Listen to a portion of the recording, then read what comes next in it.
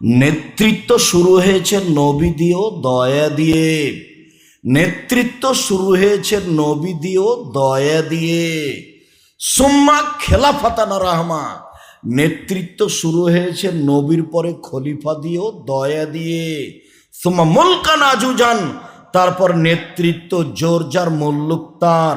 সুম্মা কায়নুন ওতুবান জাবরিয়াতান ফাসাদিন ফিল আরজ, তারপরে মানুষ নেতৃত্ব দিবে জোর করে, তখন তাদের চারটা স্বভাব হবে। সমাজের দায়িত্ব পালন করবে জোর করে, তখন তাদের চারটা স্বভাব হবে। এক, এস্তাহিলুল হারিরা, তারা রেশমি কাপড়কে হালাল মনে করবে। দুই, অল ফরুজা, তারা জেনাকে হালাল মনে করবে। তিন, অল খমুরা, তারা মদকে হালাল মনে করবে। চার, ওয়ায়ুরজাকুনা, দেনান্দিন ধনী হয়ে যাবে। ওয়ায়ুনসারুনা, ধনী হতে সামাজিক সহযোগিতা পাবে। আবু হুরায়রা রাদিয়াল্লাহু তাআলা আনহু বলেন, রাসূল সাল্লাল্লাহু আলাইহি সাল্লাম বলেছেন, ইন্না মিন আসরাতি সাত, কিয়ামতের লক্ষণ, ইরফল ইলম, বিদ্যা উঠে যাবে।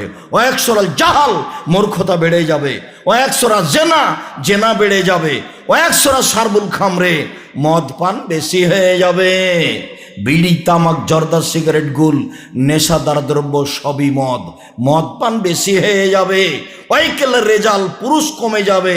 ও একসরা নিসা, মহিলা বেশি হয়ে যাবে। হাতে এখন এলে খামসেনা ইমরাল কাইউল ওয়াহেদ, একজন পুরুষের অধীনে থাকবে 50 জন নারী। আরবিতে 50 ব্যবহার হয় বেশি বোঝানোর জন্য। একজন যুবকের সাথে শত হাজারো নারীর জেনার সম্পর্ক থাকবে।